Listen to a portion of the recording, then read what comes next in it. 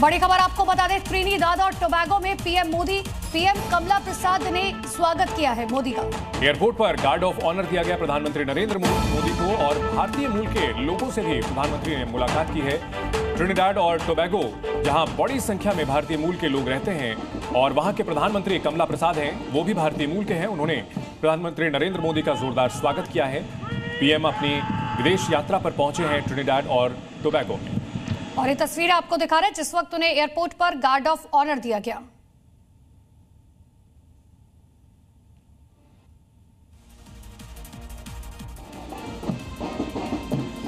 तो प्रधानमंत्री विदेश दौरे पर हैं और त्रिनिदाद और टोबैगो पहुंचे हैं। यहां पर उनका शानदार स्वागत किया गया है और पीएम का यह दौरा बेहद खास है क्योंकि इनमें से कई ऐसे देश हैं जहां बड़ी संख्या में भारतीय मूल के लोग रहते हैं और अंग्रेजों के काल में ये लोग यहां से विस्थापित होकर के वहां गए थे और अब उन्होंने वहां अपनी अलग पहचान बनाई है, लेकिन फिर भी अपने मूल स्वरूप से जुड़े हुए हैं।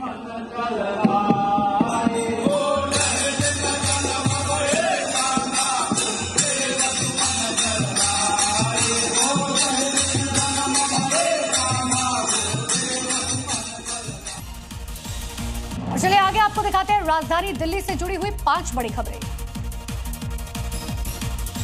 दिल्ली सरकार ने पुरानी गाड़ियों पर बैन के फैसले पर यू टर्न लेते हुए फिलहाल रोक लगा दी है, जिसके चलते फिलहाल पुरानी गाड़ियां अभी सीज नहीं की जाएंगी। दरअसल दिल्ली सरकार ने जांच में दिक्कत का हवाला देते हुए CAQM को पत्र लिखा है। पथ मंत्री मनजिंदर सिरसा ने कहा कि गाड़ियों को सीज करने के लिए सिस्टम अभी ठीक नहीं है। गाड़ी की उम्र देखकर नहीं बल्कि गाड़ी से फैल रहे प्रदूषण के स्तर को देखकर ही कार्रवाई होनी चाहिए।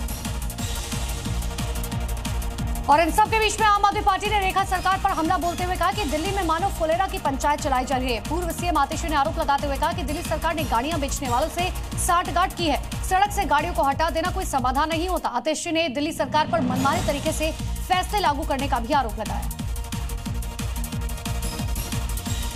दिल्ली में अवैध अतिक्रमण पर रेखा सरकार का बुलडोजर जमकर गरज रहा है। इस दौरान गुरुवार को दिल्ली सर्कल के रक्षा संपदा कार्यालय की तरफ से अतिक्रमण विरोधी अभियान चलाया गया। इसके तहत दिल्ली छावनी के बरार स्क्वायर में करीब 165 करोड़ रुपए कीमत की 5 एकड़ जमीन को बुलडोजर कार्रवाई के जरिए कब्जा मुक्त कराया गया। दिल्ली पुलिस को गुरुवार को बड़ी सफलता मिली। लाजपत नगर में दिल दहला देने वाले डबल मर्डर के आरोपी को पुलिस ने यूपी से गिरफ्तार कर लिया।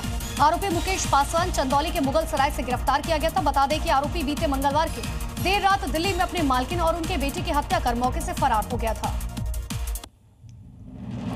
आम आदमी पार्टी के नेता सौरभ भारद्वाज ने दिल्ली की रेखा सरकार पर बड़ा आरोप लगाते हुए कहा कि दिल्ली सरकार तुगलकी फरमान जारी कर रही है। सौरभ भारद्वाज ने कहा कि जनता की आवाज के सामने बीजेपी को पुरानी गाड़ियों को बैन करने के अपने तुगलकी फरमान को बदलना पड़ा। ये जनता की बड़ी जीत है। दिल्ली सरकार अपने इस तरह के फैसले से ओला और उबर जैसी बड़ी कंपनियों को फायदा पहुंचाना चाहती थी।